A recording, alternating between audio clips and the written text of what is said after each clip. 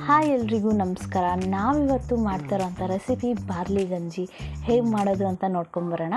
First ಒಂದು ಕುಕ್ಕರ್ಗೆ 1 cup ಆಗೋಷ್ಟು ಬಾರ್ಲಿನ ಹಾಕಿ ನೀಟಾಗಿ ತೊಳ್ಕೊತಾ ಇದ್ದೀನಿ. ನಂತರ ಇದಕ್ಕೆ 1 ಕಪ್ ಬಾರ್ಲಿಗೆ 3ರಷ್ಟು ನೀರನ್ನ ಸೇರಿಸ್ತಾ ಇದ್ದೀನಿ. ಈ ಬಾರ್ಲಿ ರೆಸಿಪೀಸ್ನ ಮಾಡ್ಕೊಂಡು ತಿನ್ನೋದ್ರಿಂದ ನಮ್ಮ ದೇಹಕ್ಕೆ ತುಂಬ ತಂಪನ್ನು ನೀಡುತ್ತೆ, ಹಾಗೆ ವೆಯ್ಟ್ ಲಾಸ್ಗೂ ತುಂಬ ಯೂಸ್ಫುಲ್ ಇದು. ನೋಡಿ, ಈಗ ರುಚಿಗೆ ಉಪ್ಪನ್ನ ಸೇರಿಸ್ಕೊಂಡು 3ರಿಂದ 4 ವಿಜಿಲ್ ಕೂಗಿಸ್ಕೊತಾ ಇದ್ದೀನಿ. ನೋಡಿ, ಇಷ್ಟು ಬೆಂದಿದ್ರೆ ಸಾಕು.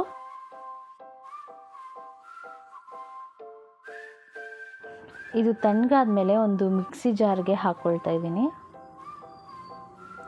ಇದನ್ನು ನುಣ್ಣಗೆ ರುಬ್ಬೋದು ಬೇಡ, ಸ್ವಲ್ಪ ತರಿಯಾಗೆ ರುಬ್ಕೊಳ್ಳೋಣ.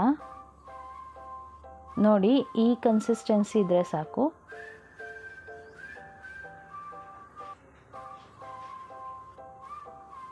ಈಗ ಒಂದು ಕಡಾಯಿನ ಇಟ್ಕೊಂಡು ಅದಕ್ಕೆ ಸ್ವಲ್ಪ ಎಣ್ಣೆ ಹಾಕ್ಕೊಳ್ತಾ ಇದ್ದೀನಿ. ಎಣ್ಣೆ ಕಾದ್ಮೇಲೆ ಸ್ವಲ್ಪ ಜೀರಿಗೆನ ಹಾಕ್ತಾ ಇದ್ದೀನಿ. ಇದಕ್ಕೆ ಸಣ್ಣಕ್ಕೆ ಕಟ್ ಮಾಡ್ಕೊಂಡಿರೋಂತಹ ಈರುಳ್ಳಿನ ಹಾಕ್ತಾಯಿದ್ದೀನಿ. ಈಗ ಈರುಳ್ಳಿ ಚೆನ್ನಾಗಿ ಫ್ರೈ ಮಾಡ್ಕೊಳ್ಳೋಣ.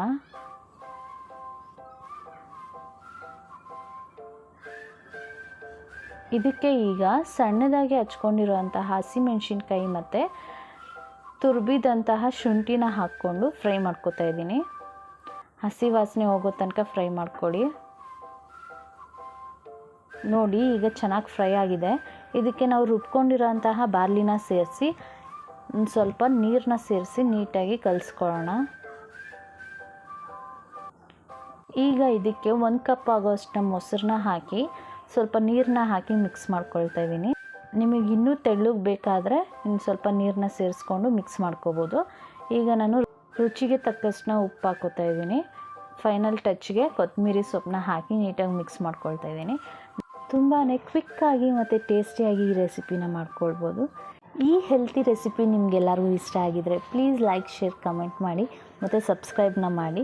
Thank you for watching.